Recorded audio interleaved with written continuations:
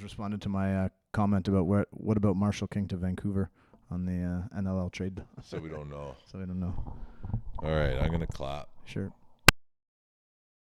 Hey there, sports fans. We're back. It's another episode of Dinner with the Captain. I'm John Dinner, and this is Captain Steve Priolo, and it's all business this week. We take a bye week, and we come back, and it's down to business. How you doing, Cap? I'm good, buddy. I'm good. It was nice little bye week and week off, and we couldn't get our little podcast studio here, so here we are in the next week. Yeah, it's been busy days around Rosso Lake College as we get set for a March break and the warming temperatures up here and everything else that's going on with that. But so we took a week off, and so we got lots to talk about off this episode. We're coming off before the bye week, a big 2-win weekend for the Bandits to get the season back on track. Mostly. Pointed in the right direction. All right, give ourselves a chance. There you go, right? Hey, the old saying, right? All you need is a chip and a chair, and you're ready to go. Oh, my God. So watch out, NLL, because the Bandits are sitting in a chair and they're collecting chips, and so here they come. Perfect. And then like a poker reference. Yeah. A chip and a chair. Yeah, there you go. I like this. I'm going to use that. All right. And then we now come off the trade deadline, got a little bit of help over the weekend, just some mathematics. There's the abacus doing some work for you. And then trade deadline day, we're actually recording here on Monday, March 9th, and that is the NLL deadline day, and there was some movement, so we'll talk about that because some things that certainly affected the Bandits. They seem to be one of the more active teams of the what we'd like to think, I guess, the upper echelon. Yeah. And then a big match with Colorado. I think you probably still have a little bit of a bad taste in your mouth after getting smacked around when you went out there. Oh man, it'd be nice to get them at home. Yeah. So lots to talk about. Busy stuff. So let's start back now. A couple weeks ago, we had a big weekend where you hosted. At the time, and I think still the top of the table is Saskatchewan Rush, and let's talk about that first game Friday night. Were you guys saying do or die at that point? Yeah. At that point, it's less about saying it, but it's more about like you weren't saying it on the podcast, and you didn't. And I wouldn't say anybody was saying it publicly, but like that had to be the sense. Today would have been different if we had lost that game, or at least lost those games that weekend, because we would have been sellers instead of buyers. Yep. And you guys were buyers. And so, how do you prepare for a game like that where you guys just kind of know, like, man, the season's on the line? Well, it felt like a playoff game, man. It felt like our focus was back. There was like a good tenseness in the room. There was everybody was like quiet and focused, and not that we're like silly and jumping around or anything during the rest of the season, but like you could feel that extra little bit of focus that game, and just making sure that everybody was on point for that whole 60 minutes. Do you think that's like I guess maybe a symptom or a consequence of you guys have played so much important lacrosse over these last 4 or 5 years that it's just naturally tough to get up for a game in maybe early in the season? Maybe I think also like in hindsight, you're looking back and you're like, were we fully healthy? Were we fully prepared? You don't want to have these feelings, because these are feelings almost like regret, but like. Not that we took teams lightly, but like, were we as focused for Philly game and the Ottawa game as we were for the Sask game? Not a chance. And let's not get away from ourselves. It wasn't like you rolled over Sask either, right? Like overtime. It was man, oh man. I would almost say it was a bit of the a season in a nutshell there. Like you guys kind of came out and you guys again, and then you had this big long stretch of not being able to score goals. But I think one of the big differences is that the defense sort of like didn't let them score goals either, right? Like the momentum never seemed to really shift out of your way until the end. Yeah, and like let's be honest, like we could have won that game by 3. Yeah. Like there was the one that there was a wrap check on the guy going down the middle, and I was sliding, and the ball just literally bounced in front of Vino and then went in under his arm. It was, I think actually, and that's the play that Mickey went down on too, right? Mickey and Josh hit each other, and that was the one that Mickey went down on. Yeah, so he didn't play the next day, right? That's a tough blow, right? But that I would almost think that was almost one in other games that might have like had everybody sort of hanging their heads and being like, well, maybe it's just not meant to be. But that didn't seem to be the response. Dude, it was such a weird bounce too. Like, sorry, I didn't really answer your question. No, it's just also the one that Mickey went down on, right? Yeah, like, yeah. So it's like, geez, everything's going wrong. I know, right? And it's like, I don't know. With ankles, I'm always a little more optimistic on things with ankles than I am with knees. Like at the end of the day, with ankles, if it was the finals, Mickey tapes that up and plays. Yeah. But it's like, let's rest him. You know, we do have Benesh on the sideline. Like, let's go with that, right? But dude, that play, I remember that ball bouncing, and like it was kind of in an awkward spot for me. So like instead of going to scoop it, I was like, V, you got it. Yeah. And V like went to grab it, and then it went under, and he's like, I thought you were gonna pick it up. I'm like, fucking things bouncing towards you, slow motion, like. I mean, like I even think if you watch the highlight, it almost feels like the highlight is in slow motion, but then you realize it's just the ball bouncing slow. Dude, Everything it was else so weird. And then I guess the focus turns to Mickey because he's down. Yeah. And, those kinds of things, and I mean. And then you guys are up, and it's kind of towards the end of the game, and they come back, and they. Well, that other one, it like I think Weiser like gets in the way of the shot, or it either hits him or whatever, and the ball's going wide. It hits Vino's stick, and then gets directed back into the net. I'm like, what are we doing? What's happening right now? Like, we're up 3, we're playing incredible. We could have held this team. Well, we did holding the single digits, but it's like, actually is everything going against us right now? And you think about the lacrosse gods and. You know, you don't want them to believe that they're real, but those guys are real for sure, man. Lacrosse gods are real. They are real. Well, and so then they smiled on you guys in the overtime, and it was sort of Josh Byrne deciding, like, and again, I mean, maybe lost in all of the game because we certainly saw it in the Toronto game, but that seemed to be the Saskatchewan game. Was it the return of Josh Byrne? He was because he's always been there, but like. Man, he was a force. Yeah, he that weekend was incredible for Josh. He was I don't know, man. It seems like he had his confidence back. Not that he didn't have it before, but just the that kind of like F you, like you're in my way, I'm running through you, I'm gonna stick this ball in the back of the net no matter what.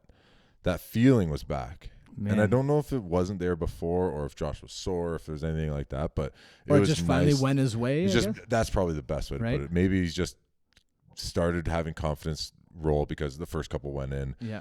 Maybe guys like Benesh were doing a little bit more. Again, like we another update is that we've recently released Benesh at this point. By the time this comes out, everyone will know. But it was nice to see him buy in that Toronto game and really start banging bodies and moving guys out there. So.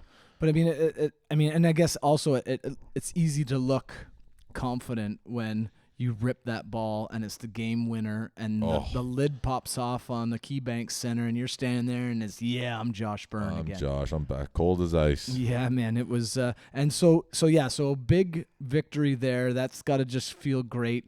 And now it's back-to-back, though, and you got Toronto.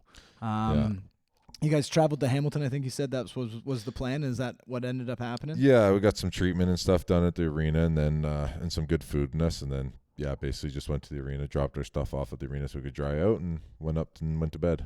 And so you come in back into Hamilton now, and you're feeling good. And I think you said that not much of a difference underneath, other than maybe a coat of paint for the players. yeah. But apparently the whole front, like all like the box section and everything is all done there now. Yeah, it looks really nice. I'm a little. I mean, we were there, and I'm a little suspect about the concessions, what they've decided to do with that. But hey, I mean, if you get a chance to sit in those suites down at the floor level, that looks pretty cool. And I think also from the sounds of it is where the concerts are going to be happening. Yeah, that's the big wicked thing apparently is mostly for concerts, right? They're saying like not a ton of people are buying them for lacrosse games just because it's just so crowded. They'd rather be up that little bit so you can see the game. Well, that's tough, right? Because again, people pay thousands of dollars to sit against the glass in an NHL arena, and then you're just kind of like, well, I can only see three-quarters of the play, right? And I think that's a lot for lacrosse, and maybe even more so for lacrosse. But is there a noticeable difference now Saturday after that win? Like, I mean, you guys are disappointed. We're still we're not really sure where Mickey's injury's at, and but like, is there a noticeable, tangible difference in sort of the mood of the team after the win over Rush? Honestly, dude, it didn't change. It was like mostly the same, that same focus. A little more like checking in with one another to see like, hey, like, you're asking how someone's body's doing, how they feeling, what's going on, and for me, a little bit is like almost comparing myself to someone else to be like, is all this soreness supposed to be here? Yeah. Like, just your knees and your hamstrings and stuff. Everything's so tight, right? So that first morning shoot around is very light, but it's mostly about trying to loosen yourself up. We got a ton of people there that are able to, like, deep tissue therapy and just rub out every sort of knot and cramp and things. So it's mostly stuff like that to try to get ready for the game. And now it's Toronto, and I think for the people in the stands, this is a massive game just because of that natural rivalry between Toronto and Buffalo. But you've kind of handled Toronto the last few times, but now they're sitting ahead of you in the standings. Like, is the juice there in this game heading in? We got to get these guys, and I mean, there's some history from last year and the blowing up of Belter and Gash and stuff like that. Like, is that still part of the narrative or part of the story heading in? It is, like, with kind of the lineup they have and the way their season's been going, you don't know what to expect, if we're going to be just a fight fest or is it going to be somewhere in between. The thing that's important is that we only see them once. So, like, the head-to-head against them, especially being so close in the standings, was like this. We needed to win this game. Yep. So it was surprising that I don't know, it sounds terrible, but like, it was surprising that at the end of the game, because we were up so much, that it didn't become what it has become in the past. And I think, honestly, a lot of that is accredited to Dan Dawson, who's now on their bench, who from what I've known about Dan is, like, he's never that, like, sore loser guy, right? Or even sore winner. He doesn't want to just at the end of the game throw down and just go crazy just because you're pissed off and you're all sad and whatever, or kicking someone when they're down or anything like that, right? Like, that stuff happens during the game out of passion with him, and it's like, if at the end of the game you're just doing it to be pouty, then that's no reason to still go with that. So I think he probably squashed that a lot this year, which was we were talking about it after, like, why the heck didn't it just turn into a melee? These usually turn into melees, and it's like, well, we're playing lacrosse and we have all grown-ups now. So and I think we talked about it afterwards, but like, there was sort of the Gash penalty, right, that he took on Byrne, and it was kind of, the game wasn't, I wouldn't say the game was in the balance at that point. It still seemed it was definitely going Buffalo's way, but he took that kind of hard slash, and Josh kind of bent over a little bit, and the arm went up, and I mean, it's a slash, like, again, I mean, it's like one of those ones where you're watching with someone that hasn't watched lacrosse before, and it's like, why did they call that one and not the 15 others, and see some guy waving his stick around with one hand and he's not getting called. But Josh sort of took that and kind of bent over and then pulled the goal. You got your 6-on-5, but Josh just never let go of the ball and then just stepped in and rifled it home and just kind of gave that again, like, kind of similar flex. Like, when that happens to your team, like, does that take the wind out of your guys' sails of, like, jeez, man, like, can't stop these guys right now? Maybe, because it feels like you're already pissed off that you got that penalty, right? And then for like Josh to ram it down your throat is like, you must be just either frustrated or some other emotions other than just focusing on the game, right? And that's the hard part about lacrosse, man. Is like, there's so many other things happening that you're just there's ways to get distracted.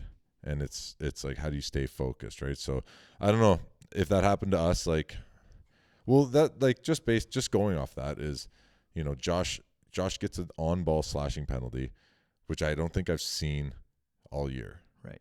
Like, when the guy has the ball, like, you're basically allowed to, like, whack that guy pretty hard. Yeah. Like, so and so what was it? Like, was it because he missed the elbow or he missed the hand and got it into his solar plexus kind of thing? Or? I think it landed meaty. Yeah. It landed on the meat. Yeah, right. Which is it was probably a bit hard, a bit on the meat. Yeah. And it was Gash out of the boards. Right. It's not Gash in the middle, it's Gash out of the boards. He's already sort of making a name for himself to be this sort of, he's taking on, I don't believe in my heart that he is this guy, but he's taking on this goon role. Yeah. I don't think he is a goon. I think he's playing a role for a team. I can get into why I think that later. Yeah. But then, and then you just see, like, I go down and I tap. Mark Matthews has the ball and I like tap his gloves. Maybe it was kind of hard, but it wasn't as hard as Gashin. He tries to sell it. I'd be down, but I mean, he tries to sell players. it, and then the refs don't call it, and he's like, "What the heck?" And I'm like, you sold that." He's like, "Yeah, but they called it down there," and I'm like, "Listen, I get it. If anybody gets it, it's me, man." But yeah, I don't know. Just adding to that, what we talked about last episode, just Bandits always get all the calls, right? Oh, totally. You get every call. So 2 wins, and that ended the 6-game segment. The first 6-game segment went 3-3, and we sat here and we talked, and it was fairly disappointing. You're like, obviously it's better than 2-4, but it's not as good as 4-2. But it just felt disappointing because of the games that were within that segment. Mm-hmm. And now you're coming out of this 6-game segment, and at one point you're 1-3, and it was looking like everything's off the rails. And then these 2 big wins. Yeah. How's the team feeling about another 3-3 segment? A lot better than the last 3-3 segment. I think it's to do with like we have short memories too, right? Yep. So, we're feeling good and we're feeling confident. We felt good against Vancouver, like I said before, and then now we felt good against these 2 games. So I think we could have beat Vancouver. I think we did. Then we did beat Halifax, and then these 2 games. So we're playing good lacrosse. Yep. I think that's like the most important thing, is that we feel like we're playing good lacrosse, which put us in a position to be buyers here at the trade deadline. Sure. And so, I mean, out of those 2 wins, is there one more satisfying than the other? Like you take down the Rush, who are at the top of the table, or you take down Rival on their home floor, and again, like you spoke, that could have some ramifications down the road. Yeah, the Toronto one was, I think, a little more important because we're going to be in that race with them. I think this head-to-head with them is going to come into play. The Sask one feels good because they're the talk of the town, man. Yeah. Everybody, it's Sask and Colorado, and who's going to win the championship? One of these 2 teams, and like, and to put that reminder in there to the league, like, hey, we're still here. We're getting older, and we lost some games, but we're still here.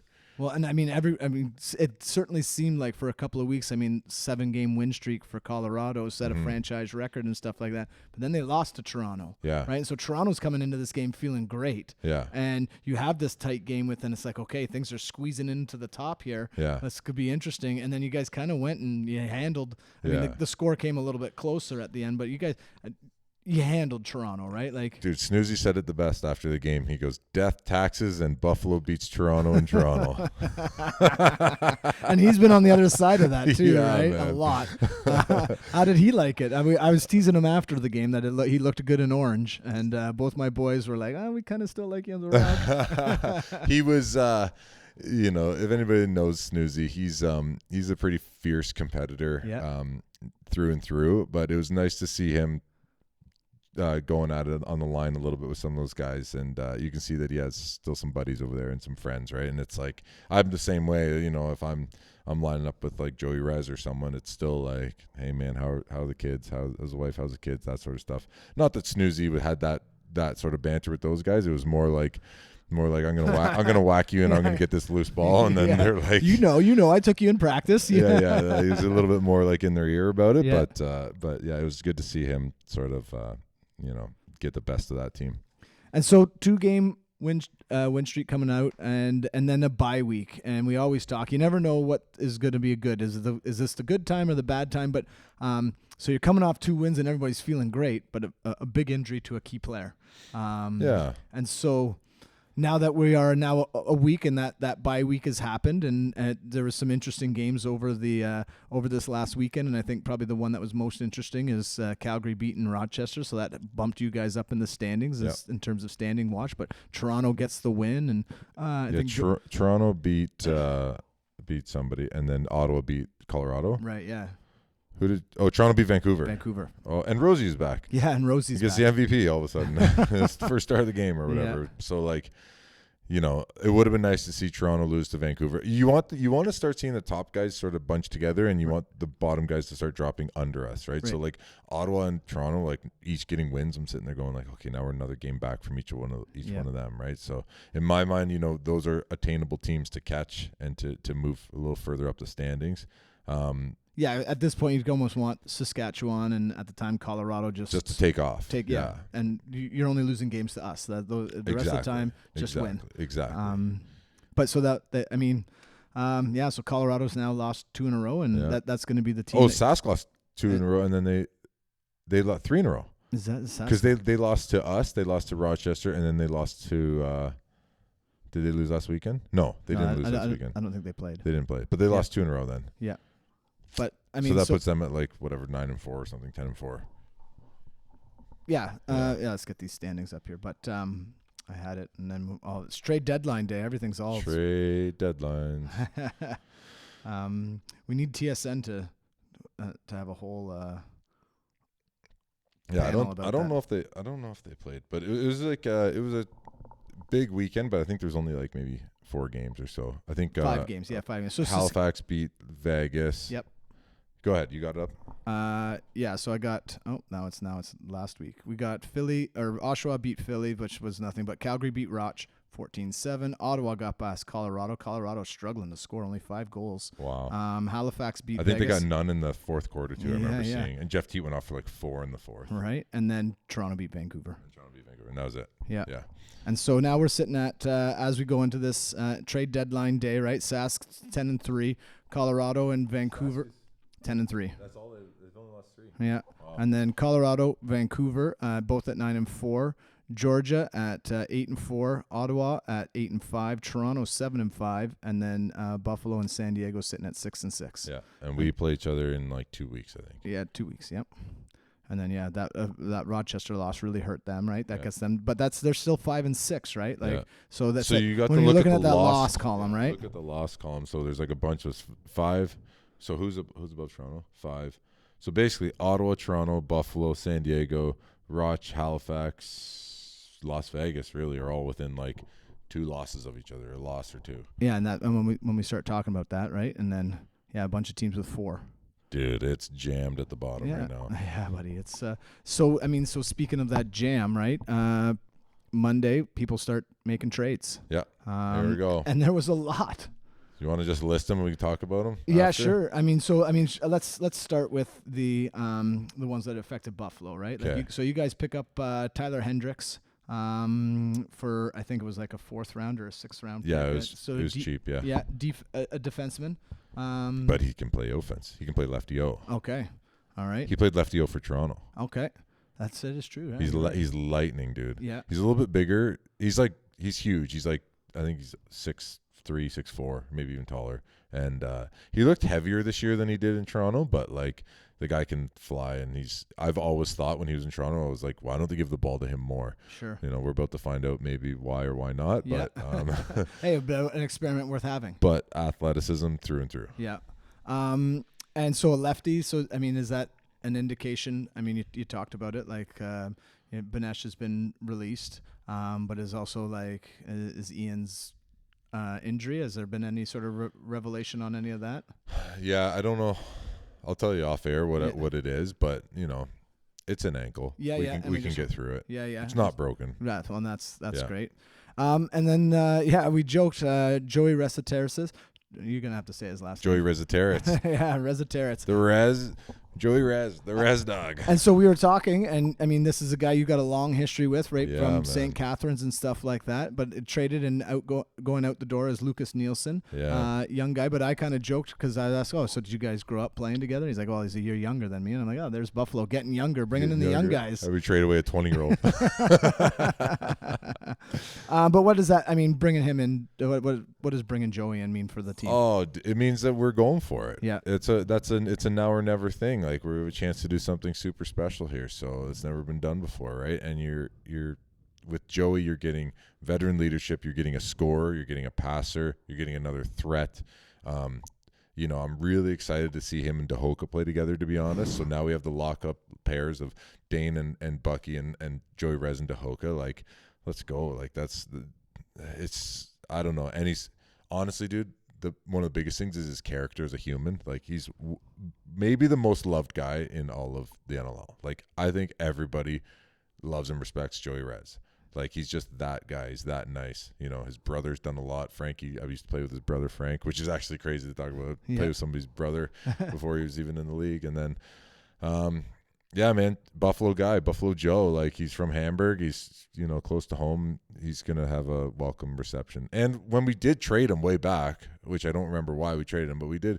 We traded him. Ended up going to Roch. Like I've called him the Buffalo Killer ever since then. Like every time we play him, he always puts up 4 or 5 on us. Like when he went to Roch and he just spanked us. And even earlier this season, right? Yeah, there you go. So one of those Philly losses. He's playing good, man. It's a good pickup for us. And so, I mean, with that, like, before we get into the other ones, like, is the group chat blowing up at this point, or like, what's like are people talking? Like, is the excitement there? Well, right now, it's like, basically a see you later. Thanks for everything from Ryan, and sure. Basically the same thing from Lucas Nielsen, right? Of like, So I mean, it's that business side of things that we can often forget. It's easy, especially when you're talking about maybe the bigger sports, the NBAs and the NFLs and NHL, and you see guys getting traded and stuff like that. But I mean, these are family guys. These are guys with multiple careers in life, and now thinking about, I'm not playing anymore. I'm going down to Philly, and like, so I mean, does that tampers the mood right now? Yeah. I don't know. I think the mood's mostly excitement, though. Yep. Like, sorry, I blanked out a little bit there. I was just, honestly, while you were talking, I was just thinking about Ryan Benesh, and I was like, oh my God, this is a guy that I don't know if he's going to play another lacrosse game. Yeah. Right? Like that game in Toronto might be his last lacrosse game, and I think he played really well. Yeah, I was gonna say, like that, not a bad way to go. Yeah, he did it all. I remember seeing his face after, and I was texting with him this week a bit, and yeah, I don't know. It's Did he kind of know? I don't think so, but he knows he's not playing the way he played the last, Yep. He's known to score. He's here to score. And honestly, like, he's not bringing a ton else if he's not scoring. Right. So, like, when you have a guy like Kluche or, like, Scanlon or Mickey or these guys, it's like, well, the ball's not going in. Okay, I'm just going to work my ass off and get things open. It's like, it's sad to say, but, like, Benny's never really been that guy, right? He's always been that, like, super talented, can put the ball in the net no matter what guy, and it's allowed him to be the player he needed to be. But I think JT is looking for a little more like athleticism, looking for a little more, if Josh can be a scorer and Mickey can be secondary scoring on that side, Scanlon can do a lot of that too. We need energy guy. Yeah. So that's where Hendricks comes in. We're not going to be asking Hendricks to come in and score 2 goals and go 2-2 every single night. He's coming in. He could be. I know, like, it's funny to say because I say this about Bucky. I'm like, Bucky can have zeros across the board and still have an impact on the game. Totally. Bucky hasn't been having zeros. Bucky's been having like 4-2 and like he's and 10 loose balls. Like, he's playing out of his mind, which is incredible. I mean, and does he talk about the season and what's happening for him? Like, because this has been a really great season statistically speaking, but he's also just continued to do the things that are necessary. That's winning lacrosse. Yeah, that's all it is for him. His goals come from rebounds. He's never like the first look on a lot of things. Like, plays aren't really run for him. He's an option a lot of the time. So, like, a lot of our systems and plays will be like, okay, where's the look? The look is into Dahoka. If not, I can skip it across to Josh, or if I need to, I can throw it back. From Dane's point of view or something. I can throw it back to Bucky for the same side quick stick or something like that, right?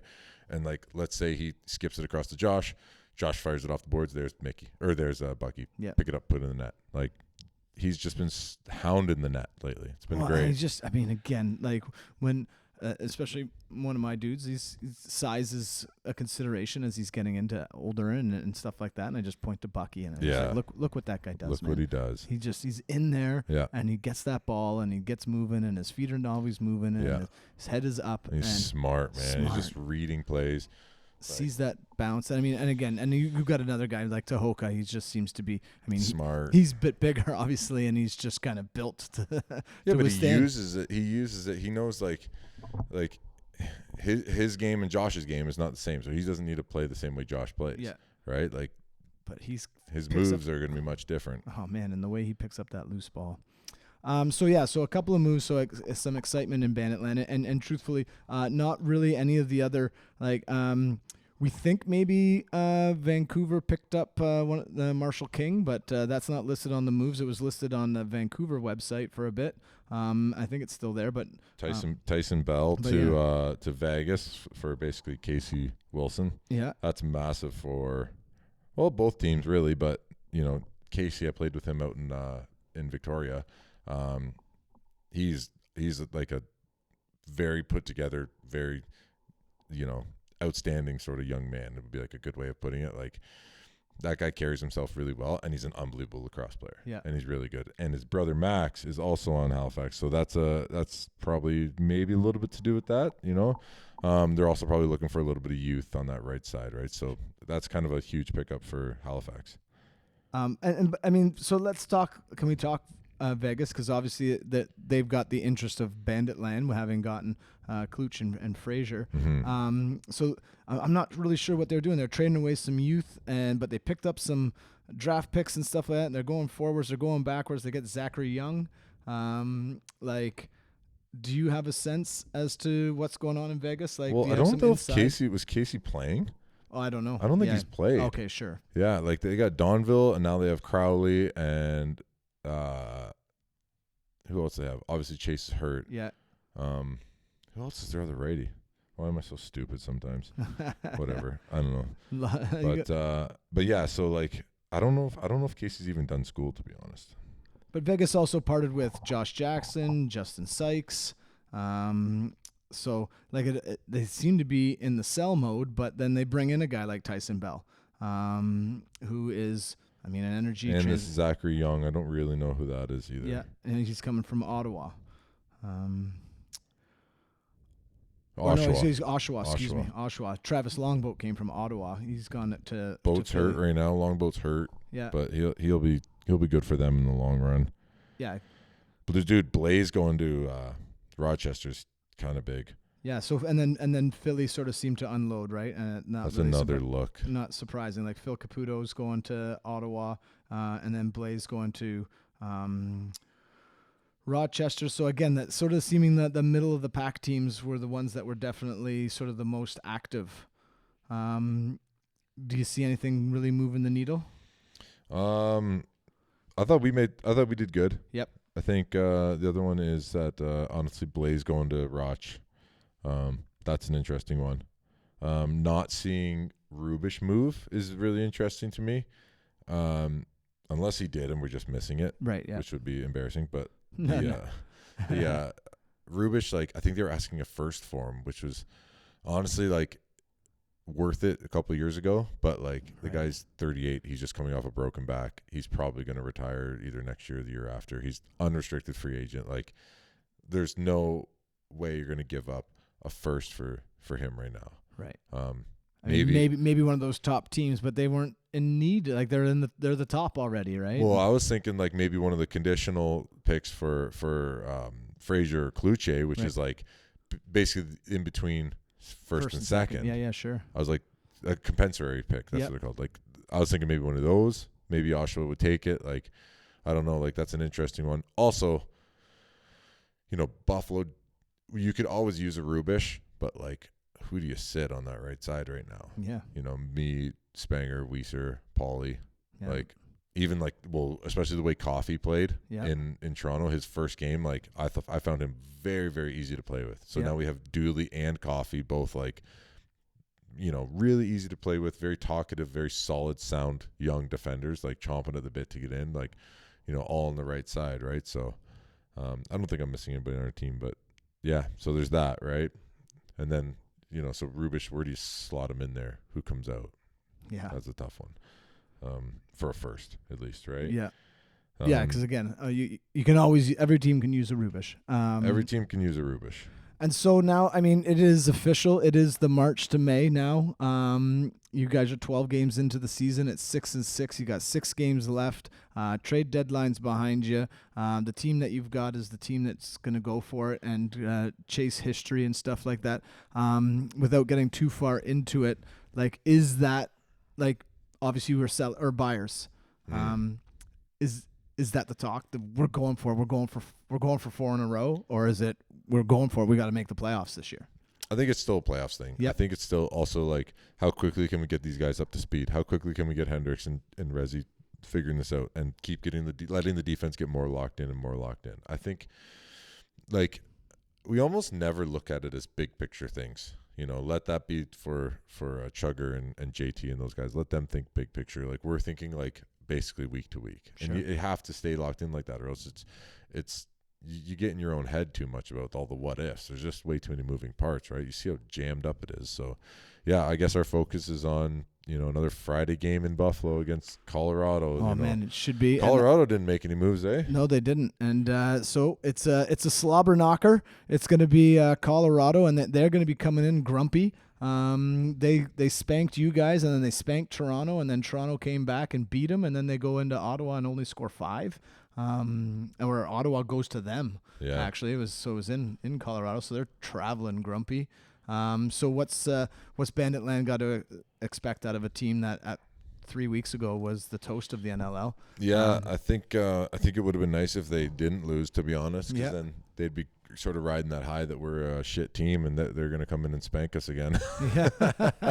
But I think they're going to be pretty pissed off, and every team coming into Buffalo just seems to elevate their game a little bit. So, yeah, it's going to be another playoff game, playoff lacrosse from the rest of the way. Yeah, I mean, and excuse me.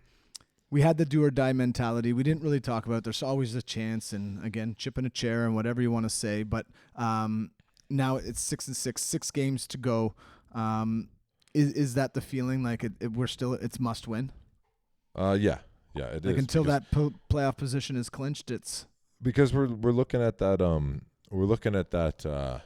loss column, and it's just too many.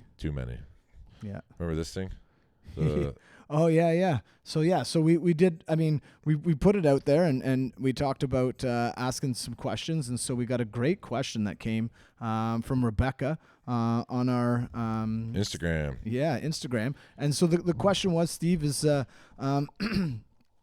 they were at the game on Friday and Saturday and noticed that when Ian went down, Mike McCannell played some offensive time. And then when Clay went down on Saturday, Dylan Robinson got some offensive time, and which we see, and there's in-game. But so the question is this something that is discussed before the game or just something that's decided in sort of the play of the game?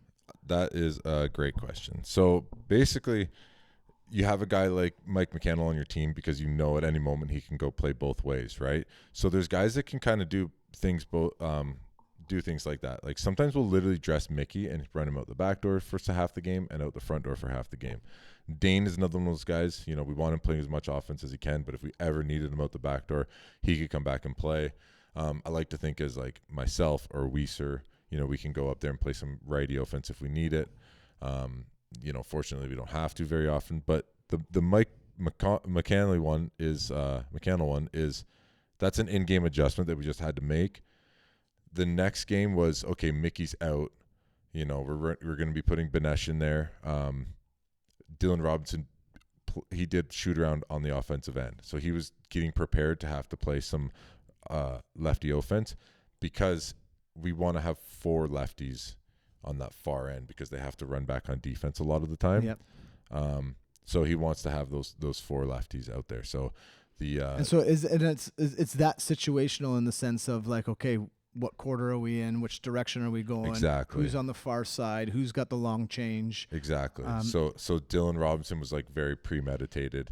This is going to happen during the game. And then when Scans goes down, he's just in full time up there, right? And then like Mike played a little bit of offense too, right? But yeah, the Dylan Robinson one was very premeditated, and the Mike one was an in-game adjustment. But you surround your team with guys that can sort of play both ways.